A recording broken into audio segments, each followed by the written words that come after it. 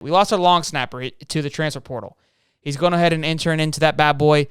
Again, and the reason I'm bringing this up, because I talked about it in the Jimbo Fisher video a little bit and what the portal is. It's Marco Ortiz, long snapper, and he's won a few awards. He's missed most of the 22-22 season due to shoulder injury, and now he can apply for medical hardship. So he hasn't obviously played this year, but...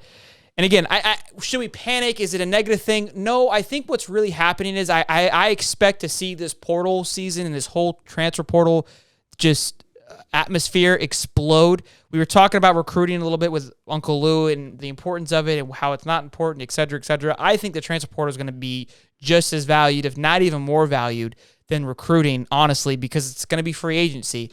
And I think guys are going to be moving more this year than ever before because it's the new shiny toy. They're going to feel like the pastures are greener on the other side. They're going to have FOMO. They're going to have this fear of like, if I don't do something, I'm going to miss out on an opportunity. A smaller guy may go to a smaller school to take the opportunity to cash in on a small NIL deal. There's a lot of things that are going to be applying to why somebody goes to another school and goes into the transfer portal than just, I don't want to play here anymore or I hate it here.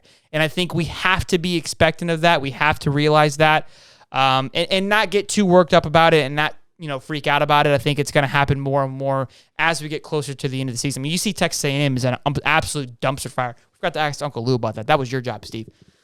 We were vibing on a different level, my man. Yeah.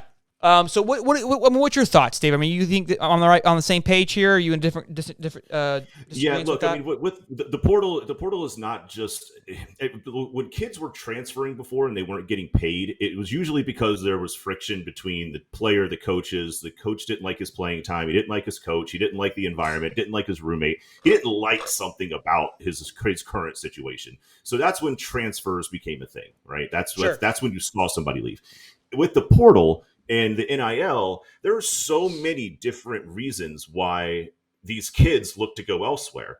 An opportunity to play more, an NIL deal that may get them some notoriety. Maybe they know that they're not going to the league and they'd rather spend some time closer to family for the last year or two. Some of these kids are from 3-4 states over that come here, right? And the fact that they don't have to sit out anymore, there's nothing holding them back. Before, if you were a transfer, you were out for a year, exactly. And that hurt. That hurt a lot, especially if you've already taken a red shirt. So I don't think it's as much about what a transfer from your team used to mean as much as it is now, simply because of the way the process is set up and the NIL is involved.